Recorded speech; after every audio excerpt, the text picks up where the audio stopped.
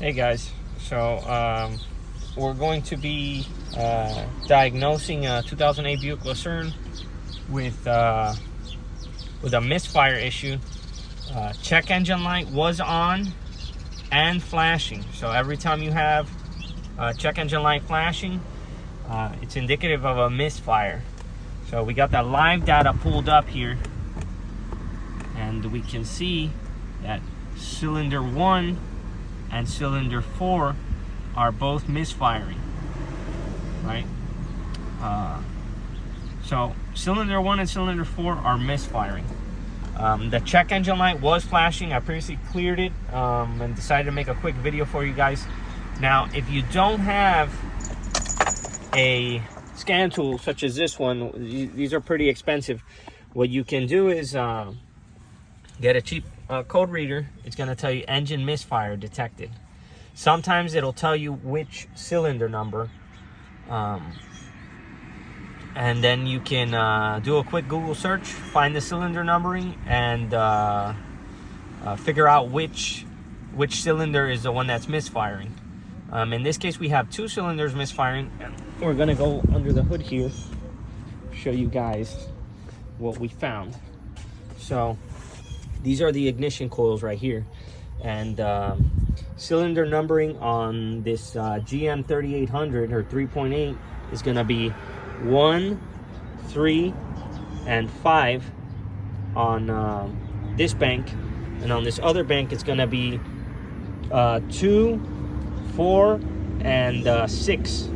So it goes 1, 2, 3, 4, 5, and 6. Most GM vehicles do that.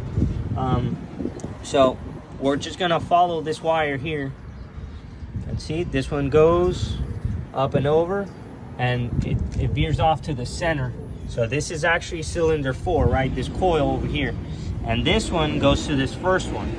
So this is kind of hint number 1 that's indicative that it might be the coil, right? Usually when you have a bad spark plug or a bad fuel injector or something like that, it's only gonna be one cylinder that's gonna misfire, not both. So I'm gonna show you a quick test that you can do basically with what you have on hand to verify that the issue is indeed the coil and not a spark plug or something like this. The first thing you want to do is pull out this this wire. Okay, so we pull out the wire, and we're gonna grab an old spark plug. I'm just gonna shove it in here as it would be in the car. Just gonna shove it in there and make sure it's in there like swimwear. And we're just gonna lay it up here. Right? Then we're gonna start the car and confirm that we do not have spark here, right? So let's do that real quick.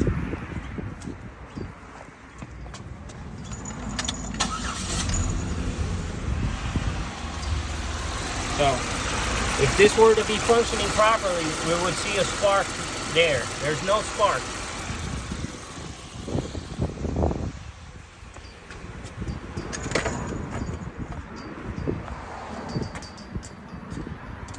Right, so we confirmed that there's no spark there. List of possible causes. So that rules out bad spark plug, right? Without looking at it, the spark plug looks pretty new. The wire could be the culprit, but I'm inclined to think it's the coil. So one quick test that you can do is you can loosen both of the bolts on the coils, and you could take, let's say, this one that's marked 3 and 6. We're gonna switch this one with this one and verify that we have spark the same way we just did earlier. So we're gonna do that real quick. I already have everything loosened, you know, for ease of explanation. Just gonna disconnect everything here.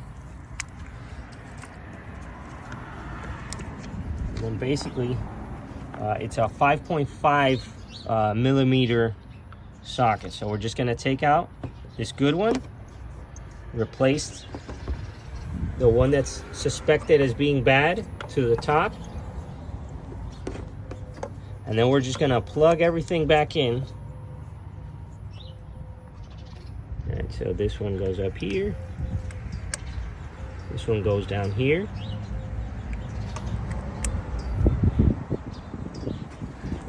And then this one would go up top. And the one that we've been using to test is gonna go right here. Oh. Just gotta make sure it's seated, if not we won't get any spark. I'll put you guys down for a second.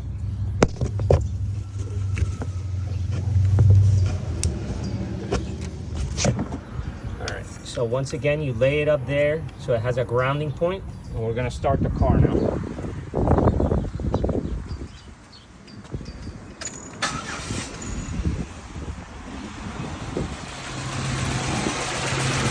So, as we can see on video there, we definitely have spark.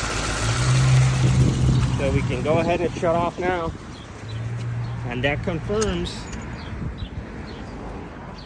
that's gonna confirm that this ignition coil is bad. Now, a little bit of basic electronic explanation. Whenever you have something that you're not sure, because you also have this module down here, when you have an issue of electricity, you always want to go to where the electricity stops, right? So here we confirm that the electricity is stopping because this one is not providing to the wire, right? So it's as simple as just switching it to verify that it's the coil and not this one. If we switch coils and the problem persists, then we're most likely looking at this module under here. I guess it's the ignition module. All right, hopefully that helps you guys out. In this case, we're just gonna revert back this one up here, and then we'll replace this one with a new one. All right, guys. So I'm back in the vehicle. I replaced the ignition coil. As we can see, everything is at 0. You know, confirming and verifying that the repair is correct. So that's one of the main things that you can take away from this video, is that for these repairs, you have to confirm, especially on a vehicle, you got to confirm what the issue is so that you are not just throwing parts at it. Good. One more time. So as you can see, we replaced this. It's bolts already. I made sure that this was seated in.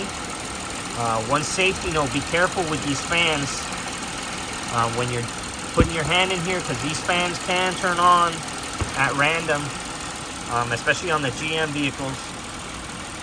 So be careful and aware of where your digits are at all times. Hopefully this gives you guys an idea of what you can do to repair your car. And this is the old coil here. If you take a look at the bottom, this was around $30 at O'Reilly's. If you take a look at the bottom, some of the other tests that you can do, if you have a misfire issue that just you can't pinpoint, you know, not everything is as easy as this one, is you have that wiring down there. That wiring is supposed to provide power and ground to this module down here, which in turn feeds these. So you can verify that you have power and ground here in order to confirm that this module is working properly or not. But prior to replacing this, I would recommend looking at schematic if your issues persist, and making sure that you have all the appropriate powers and grounds down here, because this is a source of issues on this particular vehicle, where you would have a situation where it would not start. So we had a crank no start on this vehicle earlier this month, and it ended up being I believe this red wire here, or pink wire, the pin was just completely toasted, so I had to repair that issue. But hopefully this video can save you guys some money and you know, point you in the right direction if this is your only means of transportation and you're trying to, you know, fix it yourself because money's tight. Hopefully this can help you, especially if you don't have a, you know, a scanner. I tried to do it as basic as possible, but this is you know, I do this for a living, so I do have a scanner. Thank you guys, and if this video helped you out, you know, just let me know in the comments. That way I know that, you know, motivation to keep making videos for you guys. And if you have any suggestions, I know I say a lot, please drop them down below, and we'll see you on the next one.